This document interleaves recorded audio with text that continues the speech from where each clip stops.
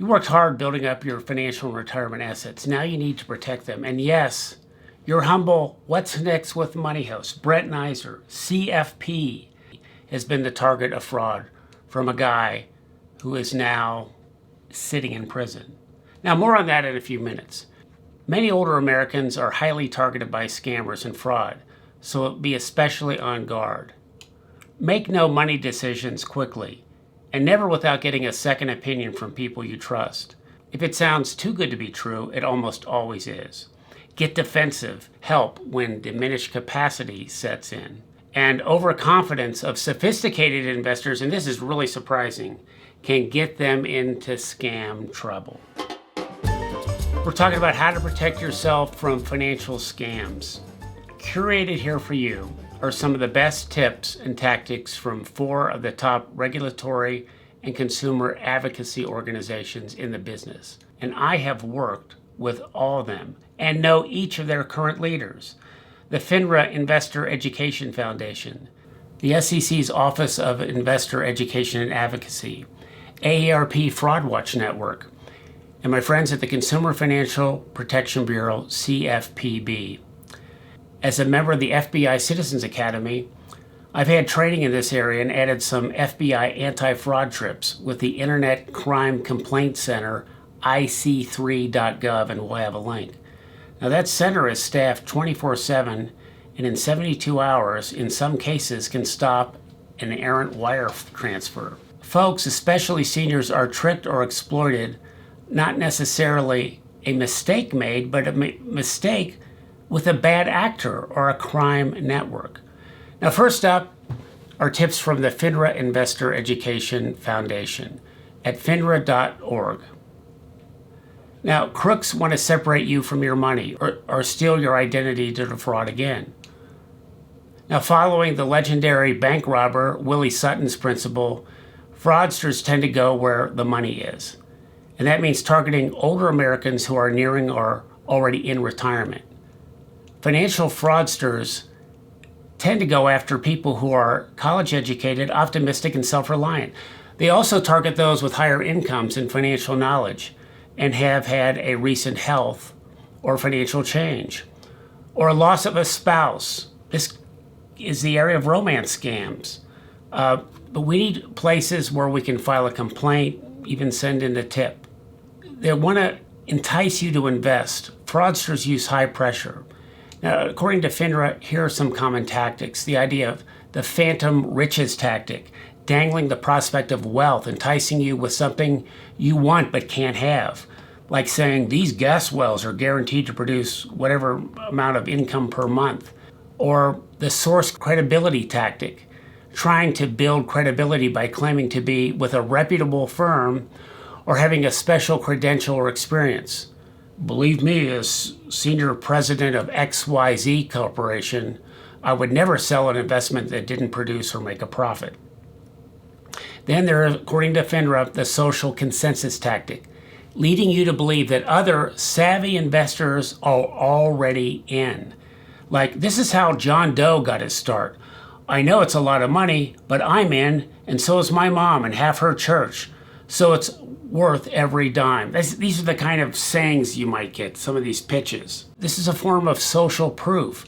And believe me, churches and faith-based communities are especially susceptible to something called affinity fraud, where that's social proof and that inordinate amount of trust among parishioners or congregants. Then there's the reciprocity tactic, offering to do you a small favor for you in return for a big favor. Like, I'll give you a break on my commission if you buy now, my commission will be half off. Small favor to you, but they're demanding something very big from you. Then there's the scarcity tactic, creating a false sense of urgency by claiming limited supply. Like, there are only 2 units left, so I'd sign up today if I were you. Now, you're watching What's Next with Money, a program with smart insights to guide your financial decisions. Now, we want to protect ourselves from financial scams with these strategies. End the conversation. Practice saying no. Simply say, I'm sorry, I'm not interested. Thank you. Let them know that you'll get back to them, maybe, But have an exit strategy so you can leave the conversation if the pressure rises. Turn the tables on them. Ask them questions before you give any consideration or money. And something I've used, and this is a technique borrowed from political rallies of the past, many years ago. If they get really irritated and you can't stand it, blow a whistle into the phone. They'll never have heard that before. You'll freak them out. And certainly be on those do not call lists. And always talk to someone before investing. Be extremely skeptical if the salesperson sells you about this special deal. A legitimate professional will not ask you to keep secrets, even if the seller and the investments are properly registered by regulatory authorities. Discuss your decision first with a family member, investment professional, lawyer, CFP professional, or accountant. And take your name off solicitation lists. To reduce the number of sales pitches you receive, use the Federal Trade Commission's National Do Not Call Registry, and we'll have a link. And then, of course, throughout all this anti-fraud work, we've got to protect ourselves against identity theft. And we'll provide a link to an identity theft checklist from FINRA. And here's, though, a brief list of steps you can take to protect yourself from identity theft. Practice the 3 Ds to avoid identity theft. Deter. Identify thieves by safeguarding your information. Detect. Detect suspicious activity by routinely monitoring your financial accounts, billing statements, credit reports. And defend. Defend against ID theft as soon as you suspect a problem. Now, all these tips about identity theft apply to financial fraud in many of its forms. If your identity is compromised, the Federal Trade Commission's identity theft site features information and resources to protect yourself from identity theft or prevent further misuse of your personal information. And you can also sign up at FINRA for investor alerts to protect your online brokerage account about how to log in, log out, being aware of phishing, other online identity theft scams. Basically, don't take the bait. And they also have information with the Social Security Administration about identity theft and your Social Security number. You've got to guard that. So thank you, friends at the FINRA Foundation. Now, back to my real estate fraud story, and I'm going to weave this in and out of this video. I and many other real estate investors were taken by a developer and promoter who was to build and sell ranch duplexes with 2-car garages in different parts of Colorado and around the country. And I was looking in Colorado at 2 sites. But this developer's ego and promotional goals outpaced his operational focus to actually deliver and build the promised duplexes. Now, I bought 4 lots for the building of 4 duplexes that were never delivered. And it turned out the Colorado State Securities Department, kind of like the Colorado SEC, nabbed the developer for fraud and appointed a trustee to oversee the wind down and settle claims.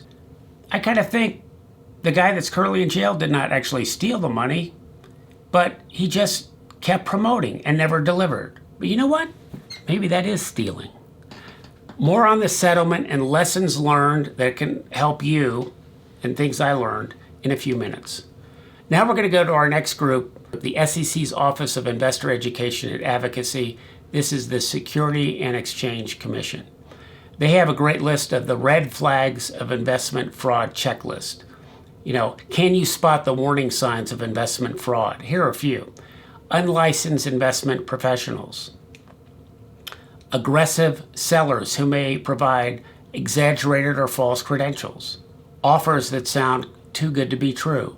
Risk-free investment opportunities. Promises of great wealth and guaranteed returns. Here's something, everyone's buying it. That's a pitch like social proof that we learned from FINRA. Pressure to invest right now using the scarcity tactic. Over-the-top sensational pitches that may have fake testimonials.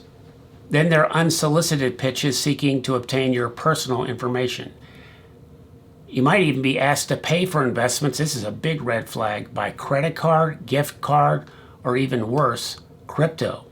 or wiring money abroad or to a personal account. Now, if you want to see more videos like this, please hit that subscribe, smash that like button, and don't forget to share. Now, here are 3 ways to avoid fraud. Ask questions. Research every investment opportunity thoroughly before you invest. Conduct a background check on any investment professional, and there are a lot of ways to do that, at investor.gov. And then there are types of investment fraud, according to the SEC. Affinity fraud, like a church or faith-based group. Advance fee fraud. Binary options, do this or that, often with time pressures. High-yield investment programs. Impersonation schemes. Internet and social media fraud, kind of like AI. And microcap fraud, really small types of businesses. The traditional Ponzi schemes. Pre-IPO investment scams, that's initial public offerings, a stock or a company before they go public and trade in the marketplace. Pyramid schemes, something called prime bank investments, promissory notes, pump and dump schemes. We've seen a lot of those in recent movies about securities corruption. And then, of course, the SEC helps to list other advice from a sister regulatory group, the Commodity Futures Trading Commission, the CFTC, at their website, and we'll have links for other categories of investment fraud: commodity pool fraud, foreign currency trading fraud, precious metals fraud, and crypto fraud. Remember, if you have a question or a concern about an investment, or you think you've encountered a fraud, please contact the SEC, FINRA, or your state securities regulator to report the fraud and get assistance. Now, back to more of my real estate fraud story. Altogether, after bankruptcy recovery, I still lost over $300,000 in loans I owed for 2 of the duplexes, and we had not even taken loans out on the other 2 lots. Remember, I wanted to build 4, but they got me on the 2. The goal was to build 4 ranch duplexes. I ended up paying everything back to the bank where I borrowed those construction monies. And just guess what happened? A few weeks later, after I paid it all off to the bank was closed by the FDIC during this is kind of during the financial crisis, so they were under pressure. But folks, I am proud to say that Brett Neiser, I have never taken a bailout. I paid all my money back. Now, where did I get the money to pay off the $300,000 loans? I talk about this in other videos. You may have heard this story. I sold Chipotle stock where I had big profits to pay this off. And I hated doing it. I was so sad because it was a great investment success for me. But it was money that I had at risk that I could use to pay off that obligation. Now, here are 3 ways that I ended up recovering from this pretty big fraud. Number 1, kind of start at the basics. I filed claims against the developer's company in bankruptcy court, and that maybe returned about 15% of my initial investment minus attorney's fees. Number 2, I took significant tax losses which the IRS allows for victims of theft and fraud. I had to document this to the IRS. I even sent articles about the guy getting convicted and thrown in jail. But I used these excessive tax losses to convert a lot of taxable contributory IRA money I had to a Roth IRA. So I had all these tax losses, and I could convert taxable money into a Roth, which would become tax-free forever, that had a lot of long-term value through basically tax loss harvesting, but really a Roth conversion. And then number 3, I worked with a builder that I still work with today and used other monies, this is being a little bold here, to buy vacant lots in partially built, dilapidated, trashed, partially built duplexes from other banks that worked with the fraudster's company in one of the original developments where I had those 2 lots that I had to pay all that money back on. Now, these banks wanted to unload these bad properties. Now, we ended up building over time a real business from this real estate fraud calamity and got back probably over 25 times our initial investment loss over 9 years. Now, the business is still going strong today, but what could have I done differently? Well, I could have checked out the developer's background more, and indeed, upon investigation, he had had some other problems with regulatory agencies in other states. I actually met the guy. His company was widely advertised. I went to his seminars and information gathering things. The business thesis, what he was doing with the ranch duplexes and those garages, were sound. But the guy chose not to execute. He kept promoting. And so this kind of became Ponzi-like. He brought in new investors, new money, but he kept selling and promoting. By the time things really got all messed up, he was out in California promoting and selling to investors out there. But one of the good things I did with my prior rental real estate experience, I had rented my first house in Colorado out for 20 years, managed it myself, and I sought and received additional real estate training in investments. I did not overbuy or buy with money that I could not afford to lose. I stayed within my zone of competencies, kind of a Warren Buffett thesis or principle, and did not leverage my assets. I was patient going into this and created a plan that allowed me to buy value, building a business by buying good assets at low costs and borrowing wisely. I also sought out, and this is really important, and this really didn't cost me extra money, I sought out specialized expertise and advice through the process. And then I did pay some lawyers fees for their advice. And you're going to hear me allude to other aspects of this story in my Invest in What You Know videos, and we'll have a link. Looking back, this story was frustrating. It took a lot of patience, prayer, money, time, and some business courage. But I loved the process. Kind of looking back, I loved it, and I kind of loved it while it was going on because it was a big challenge. I learned a lot from a perceived failure and acted carefully and, yes, I believe, fearlessly in the recovery. As Atomic Habits author James Clear said, you can't choose history, but you can choose the story you tell about it. With this scam, I changed my personal financial history, and you just heard that story. Now our next group, the AARP Fraud Watch Network. Here's the number of their helpline, 877-908-3360. And that's their toll-free service available Monday through Friday, 8 to 8 Eastern Time. Now they note common signs of a scam include a phone call where a person is asking for money or personal information, such as your Social Security number.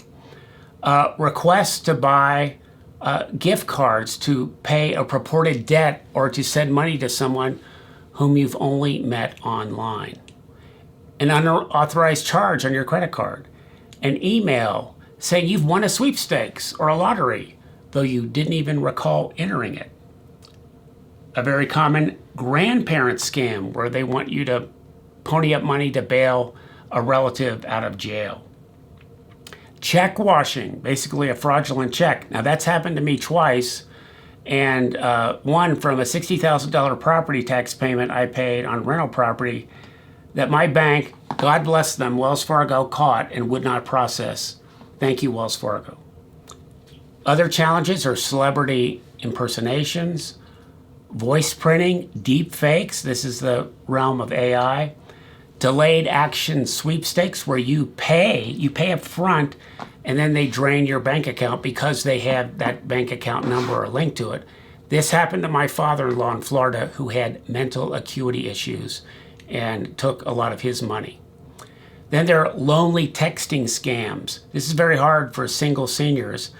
And a Wall Street Journal article recently had a sophisticated investor lost $700,000, all his retirement money gone from somebody in another country he had never met, and he almost thought he was going to marry the person, but they kept drawing out in these schemes. And of course, cryptocurrency scams. And next to our group is the CFPB, resources from my friends at this federal agency where I served on and chaired their Consumer Advisory Council. Now, for frauds and scams, you can check out the Consumer Financial Protection Bureau at consumerfinance.gov. They have a lot of great resources on elder financial exploitation, such as, and this gets into a lot of debt products, foreclosure relief scams. They have fraud alerts for prevention, fraud by fiduciaries, identity theft, imposter scams, mail fraud, phishing. And they recommend, and I have done this over many years, putting a securities freeze for prevention. I have frozen my credit with each of the 3 major credit bureaus. And it's easy to unfreeze if you apply for a loan. Then there's something called spoofing, wire, or money transfer fraud. So now these tips and resources, and I'm going to add the FBI Internet Crime Complaint Center. Again, we'll have a link to ic3.gov that I mentioned at the top of the show, FINRA, SEC, AARP, and CFPB. Now, with these resources, you can be more confident protecting your money and the money assets of those you love. And maybe my fraud story will help as well. So check out this video on why financial planning matters, plus all the consumer protections and selection tips in the description and comment section of this video. So be sure to hit that subscribe and like button. I'm Brett Neiser, looking to see you next time on What's Next with Money.